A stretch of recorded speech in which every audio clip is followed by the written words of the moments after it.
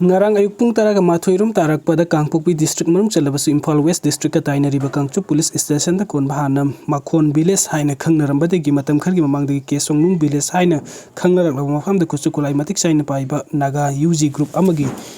thaduk lambatana tana nungmui round khar su kapthok lamba matung da ngasi security force na Kangchu PS manung chanba langjon amasung wafong khulga mayok na duna laiba songnung village ase ekar kunthra romda tharamba popi pambising khre hairi ngasi numidang thorakpa police control room gi serol amagi matung ina ngasi security force na songnung village da saramba lausung ahum fertilizer bag ahum amasung thum bora ani su thengna badagi manghan kibaga loina na popi pambising adu yanthat kibani mafam asida mai chaklaba baruti gypsy ani su leiram gi hairi adungai kumja 2000 ki November ani ki nungthil pung ahum khara helakpada nambol post ki leibani 500 Assam Rifles ki personnel sing pongba gari ahum na titim lambi paring ki malom makhara kai yoselakpada sakhangdabasingna IED plan tawduna pokhai helaga satharakiba attack ta gari ahum ki manungda maning ithang gari da akai tai thoktuna habildar number 83479 Jaipal amasung rifleman number 83791 asok apan nangi haibagi wahaudagi gari ahum da lakiba sokhauda Assam Rifles ki personnel singna thogduk tokom daleramba misam singi manungda masagi chahi pusurabi laisang bom ombi sanama purabi el tomba yaunu misam taranong main kaptuna hat ki bathogduk ki ngasi sahi kunga manga surak paning sing kumon thaurum malem gi innocent park to pangthuk tuna laikidaba sing mufam dai kat laikat tamduna makoi puning singkhre adum oina Manipur da thokiba encounter ni haiba thogdok sing ki matangda extrajudicial execution victim families association ibam na Supreme Court of India da encounter ni haiba thogdok sing adu ki matangda special investigation team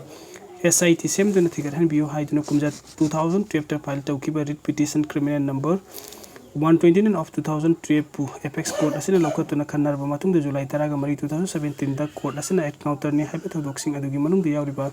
malem mihat ki thogdok asi CBI na agency asigi officer manga yawa team amana semtuna investigation satana ba direction pirakibani Supreme Court ki direction asigi matung ina CBI na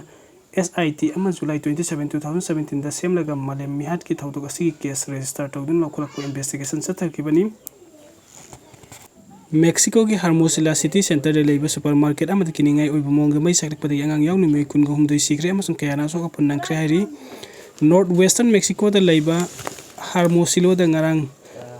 festive holiday ga mari lenen miyamna supermarket adu da lakna ki badu imung manung singi oina di awabu mi ko ama haibadu oikhre mi sing adu laiki da bi awabu phongdok pa amasung ningsing bu oina Mexico lengak na day of day da haina celebrate tawkhre Sonora State ki Governor Alfonso Durazo na social media da tadurok pa video amada angang yaw ni miyoy kaya kudong tiba ning kibagi thawdok adu karam na thokiba no haibadu mayak sing na thijanna ba yathang pikre hairi Sonora State ki Attorney General Gustavo Salas na thamlaki ba warol amada laikidro mi sing adu ayambana